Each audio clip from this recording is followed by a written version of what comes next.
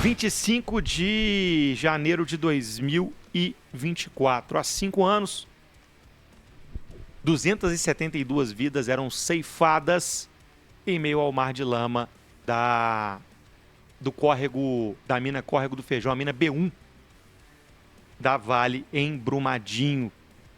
A gente trouxe aqui, né, Carol? Nós dois, a gente, durante a programação, trouxe em tempo real as atualizações dessa tragédia, que até hoje, pasmem, 1826 dias depois, ainda não tem culpados definidos. Ainda não tem a justiça feita. O dia marcado por homenagens, por lembrança às vidas que se foram, às vidas que foram completamente impactadas e alteradas pela tragédia, e também o pedido por justiça. Daqui a pouco a gente vai falar sobre isso, porque em meio a esses protestos, esses atos, essas celebrações, também muito trabalho, e dessa vez por parte do Corpo de Bombeiros Militar de Minas Gerais, que desde o início trabalha incansavelmente para reaver todas as joias soterradas em meio à lama. Faltam 3 e o trabalho não terminou. Quem está lá agora e traz os detalhes para a gente é o nosso queridíssimo Júnior de Castro, está desde cedo em Brumadinho. Fala comigo, Juninho, boa tarde. Ótima tarde para você, Rádio, ótima tarde, Carol, ótima tarde para todo mundo ligado com a gente aqui na Rede 98. Eu continuo aqui em Brumadinho, nessa homenagem que já faz 5 anos da tragédia da Vale. Aqui muitos acontecimentos. Hoje por aqui teve uma missa já, uma procissão, uma soltura de balões em homenagem às vítimas da tragédia de Brumadinho. E quem está aqui ao meu lado agora é o Tenente Barcelos, do Corpo de Bombeiros. Tenente, obrigado por estar aqui com a gente na Rede 98. Eu queria que o senhor explicasse para a gente o que vem sendo feito desde o início da tragédia, né? Fazer um panorama dos últimos anos e o que está sendo feito hoje também por aqui. Muito prazer estar falando com vocês e de todos que nos acompanham também. Hoje a operação está numa fase que ela precisou adaptar a sua estratégia ao longo de todo esse tempo, né? Falando um pouco do contexto histórico, lá no início a gente utilizou buscas superficiais, né? Até o 3º dia em que a gente sabia a probabilidade de encontrar pessoas com vida. Depois o uso massivo de aeronaves, também o uso a busca com cães, e diversas estratégias foram sendo utilizadas, maquinário também, para que a gente chegasse até hoje, com 5 anos, e conseguisse manter ainda índices satisfatórios de eficiência nessa operação. Então hoje nós estamos funcionando com estações de busca que trazem uma eficiência. Antes, em estratégias anteriores, um bombeiro militar conseguia vistoriar um volume de até 40 metros cúbicos em 1 hora. A partir dessa estratégia de estação de busca, nós chegamos ao patamar de 100 metros cúbicos. Isso traz uma velocidade um pouco maior de busca, de vistoria de todo esse rejeito. E como que essas buscas elas acontecem? Vocês têm quais tipos de equipamentos estão sendo usados hoje? Porque principalmente para as famílias das pessoas que ainda estão desaparecidas é muito desesperador, né? Sim, hoje essa estratégia funciona nessas estações de busca com a separação dos materiais. Então os materiais mais grossos são separados no início dessa estação e materiais mais finos também são retirados porque não poderiam ser encaminhados à perícia. Então o bombeiro militar consegue focar a sua busca somente em materiais com um diâmetro acima de 5 centímetros e, suspeitando de um material de interesse, esse material é recolhido, levado à perícia para a identificação de possivelmente uma nova vítima. Perfeito, Tenente, muito obrigado por estar aqui com a gente no Rock News da 98. Vocês aí continuam aqui em Brumadinho, vocês também encontram muito mais notícia, muito mais informação no YouTube da 98 e também pelo Instagram, @Rede98. Carol, Raja, com vocês aí no estúdio.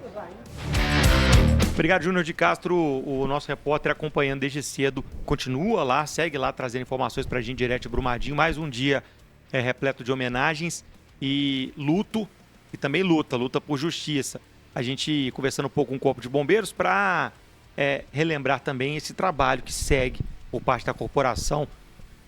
3 vítimas ainda não encontradas, gente. São elas a Natália de Oliveira Porto Araújo, o Tiago Tadeu Mendes da Silva e a Maria de Lourdes da Costa Bueno.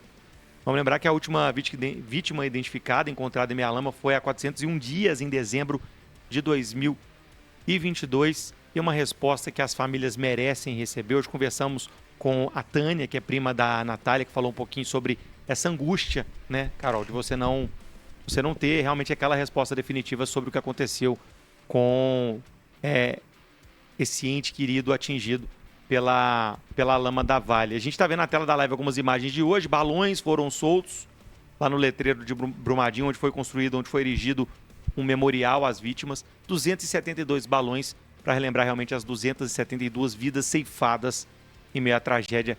Segunda tragédia ambiental, hein, gente, em Minas Gerais, em um período de 5 anos. 270 pessoas morreram, quase que instantaneamente. 2 delas grávidas e a gente até hoje sem resposta, né, Carol? E lembrando que o processo que investigou as responsabilidades do rompimento da barragem, ele corre na Justiça Federal e ainda não há data para julgamento, viu, gente? Há um ano, as empresas Vale e Tuvisud, de 16 pessoas, foram iniciadas. As investigações apontam que, apesar de ter conhecimento dos problemas da barragem, a consultora Tuvisud emitiu declarações de condição de estabilidade da estrutura, mesmo com um fator de segurança abaixo do recomendado por padrões internacionais. A mineradora sabia da situação e apresentou os documentos às autoridades. E a gente falando de Brumadinho, do rompimento dessa barragem, 5 anos, eu acho que a definição é realmente luto e luta. Luto pelas vidas que se foram, pelas vidas ceifadas, por aqueles que não conseguiram retomar a vida nem próximo da normalidade que tinham antes. E luta por justiça, porque nenhum culpado, nenhum condenado. E enquanto não houver essa justiça, enquanto a gente não tiver uma condenação, a gente não tiver uma responsabilização, essas pessoas não vão conseguir encerrar esse ciclo de luto.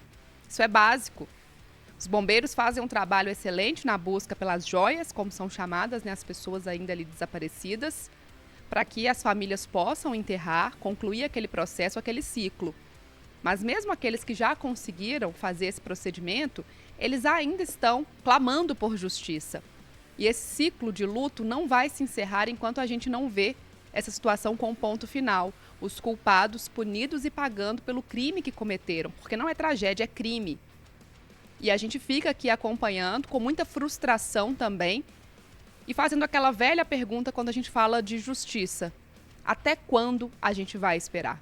E documentos, gente, são vários documentos que comprovam que a Vale sim sabia dos riscos de operar ali, sabia dos riscos de se ter um refeitório, uma área de convivência abaixo da barragem, na mancha, né, de rejeitos ali, onde sim poderia dar muito ruim no caso de um rompimento.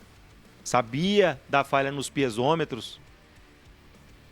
É uma história impressionante no Brasil, que parece sim ser o país da impunidade. Hoje conversamos com vítimas, com familiares das vítimas lá em Brumadinho, e o tom que tivemos foi esse. Não é possível, vivemos no país da impunidade. Temos recentemente, em dezembro, o episódio da Braskem, em Maceió, que segue o mesmo caminho, famílias perdendo suas moradias, famílias correndo risco de morrer,